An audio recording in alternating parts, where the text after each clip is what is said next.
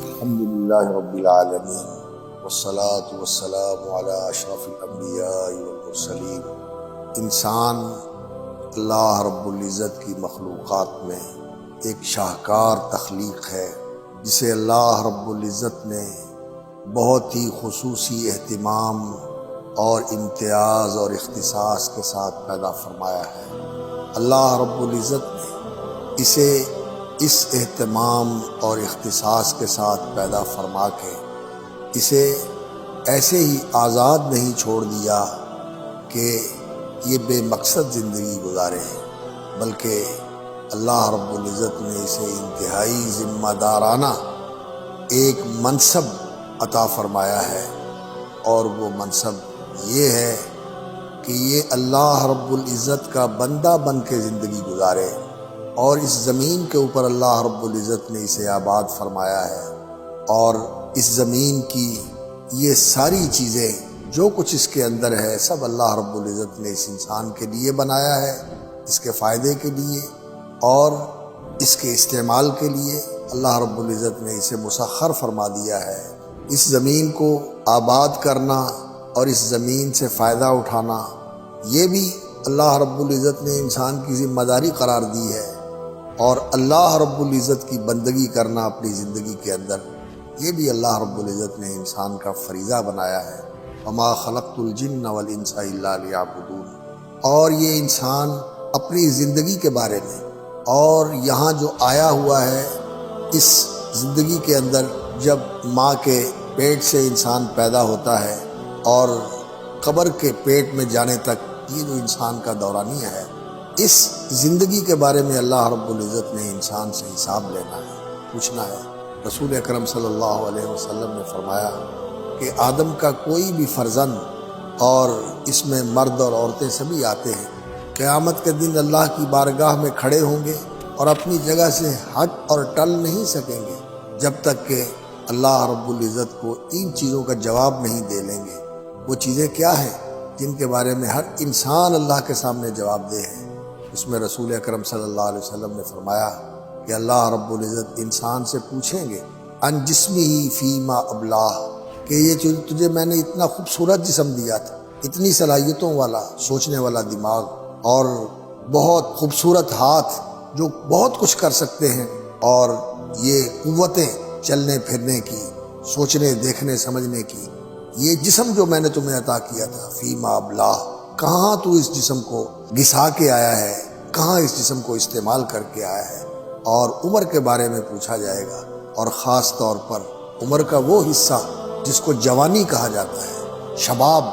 یہ جو teen age سے شروع ہوتا ہے، 11-12 سال کی عمر سے لے کر پھر 30-40 سال تک کی عمر کا یہ جو دورانیہ ہے، یہ انسان کا جوانی کا دورانیہ ہے۔ اس کے بارے میں اللہ رب العزت خاص طور پر پوچھیں گے کہ تو نے جوانی کہاں لگائی، عمر کہاں کھپائی، جوانی کہاں لگائی؟ اگر انسان اس جوانی کو اللہ رب العزت کی عبادت میں لگا دے، اور اللہ رب العزت کی مخلوق کی خدمت میں لگا دے، اور اس جہان کو بہتر طریقے سے آباد کرنے کے اندر لگا دے، تو یہ انسان کامیاب ہے اور یہ خوش نصیب ہے۔ اور اگر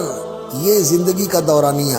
جو 10-11 سال کی عمر سے شروع ہوتا ہے، 40-45 سال کے پیریڈ تک یہ انسان کا وقت رہتا ہے، اگر انسان غفلت میں گزار دے، نافرمانیوں میں گزار دے، اپنی خواہشات اور شہوات کی پیروی کے اندر گزار دے، تو یہ اتنا قیمتی دورانیہ انسان نے ضائع کر دیا۔ اس لیے میں اپنے ان عزیزوں سے، اپنے ان بیٹوں سے اور بھائیوں سے یہ التماس کرتا ہوں کہ وہ اس زندگی کے دورانیے کی قدر کریں جو اس مرحلے کے آغاز میں ہے، یا 12-13 سال سے لے کر 40-45 سال 50 سال تک کے کسی بھی مرحلے کے اندر ہیں، وہ اس اللہ رب العزت کی دی ہوئی نعمت کی قدر کریں، اور اس کو اللہ رب العزت کی عبادت کے اندر صرف کرنے کی کوشش کریں، خلق خدا کی خدمت کے اندر صرف کرنے کی کوشش کریں، اور اس زمین کی بہترین آبادکاری کے لیے اس آبادکاری کے اندر کاروبار کریں، تو وہ بھی اچھا، جائز اور محنت کے ساتھ۔ اگر کوئی صنعت اور حرفت کا کام کرتے ہیں تو وہ بھی بہت ذمہ داری کے ساتھ، اور اسی طرح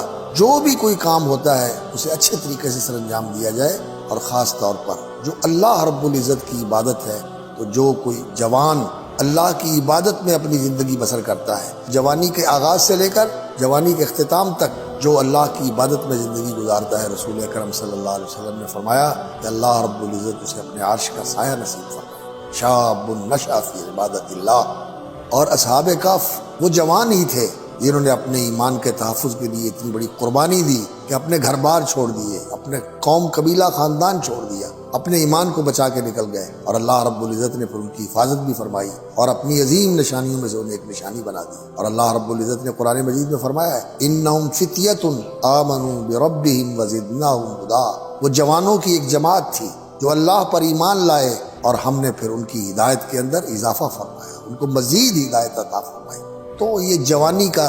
عرصہ جو ہے بہت ہی قیمتی ہوتا ہے، اگر انسان اس کو صحیح راستے کے اوپر لگائے، اللہ کی عبادت کے اندر، خلق خدا کی خدمت کے اندر، اور اس کائنات کی بہتر آبادی کے اندر اگر انسان اس کو صرف کرے تو وہ کامیاب ہے، اور اس نے اس قیمتی دورانیے کو بہت صحیح جگہ کے اوپر لگایا۔ لیکن آج ہمارے جوانوں کا جو رجحان ہے اور جو ان کے مشاغل ہیں وہ ایسے ہے کہ یہ وقت برباد کرتے ہیں۔ لوگ کہتے ہیں وقت پاس کر رہے ہیں، وقت کاٹ رہے ہیں، وقت گزار رہے ہیں۔ یہ وقت ایسا نہیں ہے کہ اسے گزار دیا جائے، یہ جوانی اتنی قیمتی ہے، جب ڈھل جاتی ہے، ختم ہو جاتی ہے تو انسان کہتا ہے لیت الشباب یعود یوما، اے کاش جوانی پلٹ کے آ جائے، لیکن کہ جب کبھی جوانی پلٹ کے نہیں آتی۔ ہاں، اگر انسان اس جوانی کے اندر نیکیاں کرتا رہا، اللہ کی مخلوق کی خدمت کرتا رہا اور اس جہان کو بہتر طریقے سے آباد کر کے چلاتا رہا، تو پھر بوڑھا بھی ہو جائے، بیمار بھی ہو جائے، تو جوانی میں جو اچھے کام کیے ہوئے ہیں یہ اللہ رب العزت کا فضل و انعام ہے کہ اللہ تعالیٰ بڑھاپے میں، بیماری میں، معذوری میں بھی ان کو جاری رکھتے ہیں۔